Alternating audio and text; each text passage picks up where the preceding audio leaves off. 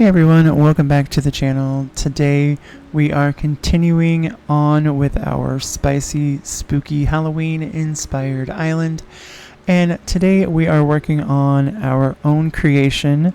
It is a pumpkin lake. Now bear with me, don't judge me too harshly. This is my first attempt at doing anything structured like this in terms of like a lake or a pond. I think it turned out really cute. But again, I am not the best at this by any stretch of the imagination. It's not really pumpkin shaped in terms of being like round. It is very square. But again, I did that because I didn't want a lot of... I didn't want it to take up a lot of space on the island. I just kind of wanted it to be a little accent. And look at Rodeo. He's silently judging me like, dude, you are way out of your depth. You have no idea what you're doing. Don't embarrass yourself. But, so I tried a couple of different ways for this. I initially tried to do it in the spicy tool just to see if maybe, you know, kind of having a bigger visual image would help to kind of make the plan come a little bit more realized. But it ended up messing up a lot of different things. So I just decided to kind of outline it in this darker dirt color, which is actually a really good tip. If you're going to do any kind of structured thing on your island, draw it out first, you know, get your dimensions down that you want to use. You can sort of transfix this onto like an island designer app, just so that you can get your spacing right. I didn't do that. This was my attempt at like quote unquote freehanding, but all in all, I think, wow, Rodeo, you are just judging me, dude. Listen, go catch some bugs, all right? Leave me alone. So yeah, and you know, I did this particular lake in an attempt to kind of showcase that just because it's like Halloween inspired, and spooky doesn't necessarily have to mean like horror. Spooky can just be, you know, in the items that you're using, but this is more of like an elegant inspired sort of lake. And because, you know, for me, this is going to be used as a transition area. So it's just going to be one of those places where you can come take pictures and just all in all relax. Because that's what a lake is supposed to be for, right? It's supposed to be relaxing. It's not supposed to be like Crystal Lake where it just incites fear, right? So it's just one of those. It's the calm and tranquil place on an otherwise chaotic island. So look at this goofy guy. So as you can see, kind of just, it's a really basic and very crude outline. But you know, as far as my first attempt goes, I am incredibly happy with it. Although I am it's a bit lackluster, but for the purposes that it's going to serve on the island, I think it is definitely the best pumpkin lake I've ever done. Because it's the only pumpkin lake that I've ever done, so therefore it will always be the best one that I do. So I struggled a bit here just because I didn't know.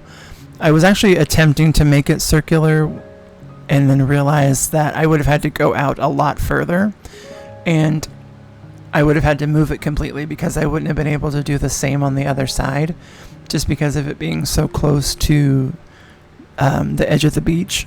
So we're not really afforded the luxury of going too far outside of the lines, even with a spicy switch. So we dealt with what we had, and so we're just kind of carving away at the outline here. And I got lucky because I actually got the dimensions fairly accurate to what I was trying to do, and it ended up not looking horrible. So I definitely gave myself a giant pat on the back with that one. And this corner was giving me trouble. Like, I don't know if it was the angle I was looking at, but it was fine the first time. And Amy, you got it. You got it. Move on. There you go. Go to the next side. But you know, there was probably an easier way to do this. I'm just a glutton for punishment, so I tend to do things the hard way the first time, and only if I do it like repetitiously does it actually register that I could have done it a different way. Like that corner, I could have done that all the way around instead of just, you know, carving it away slowly. So obviously it's not even. That was intentional because I wanted it to be that one thing that you looked at and said, well, that's not right. But it got your attention, and that was what I wanted. And so it's one of those key points of the island that I just think is quirky and fun, and it was actually a lot of fun to build this because I remember having this internal conversation with myself just thinking this is going to be this is a lot for me. I've actually never done a Halloween island before, so we're really outside of our comfort zone already. And the thing is just because it's a spicy switch, I still am trying to do things that are like semi-vanilla. Even though I'm not going to be able to save a dream address, I will do an island tour, and I still want it to look like a decent island, even with some of the spicy elements on there. And you guys know me, I have to have hoppity hops on my islands. So we're doing that in the form of the eyes and the nose of the pumpkin, because you're not really going to be able to get to them anyway. Well, you can, but you're going to get stuck. So it's better to just have them there for aesthetic purposes. Now, I could have actually left the inside of this kind of hollow like this, and that would have been a lot cooler. But because I needed to get rid of the extra fluff on around the outside, I just thought it was best to just get rid of all of it. And that way, you know, the outline, the eyes, the nose, and the mouth were still there in the center. And so when we add the decoration, you know, you still kind of get that idea of it being lit up, like you would see inside of a hollow pumpkin. You would see only the eyes, the nose, and then the mouth, right? So that's kind of the concept that I was going for when I was constructing this monstrosity. It took me so many tries. I'm not even exaggerating. I kept filling it in, taking it away, filling it in, taking it away, until I liked sort of the overall design. And as you can see, I'm a wizard with this tool. So then we're going to get into the decorating of it all, and this is where the fun happens. So I absolutely love the trick lights and the lanterns for the eyes and the nose. And y'all, these pumpkin cottages, when I tell you, look at those. How cute are those? I will have all of the mod creators credited in the description of the video, but I think those add so much to this little lake.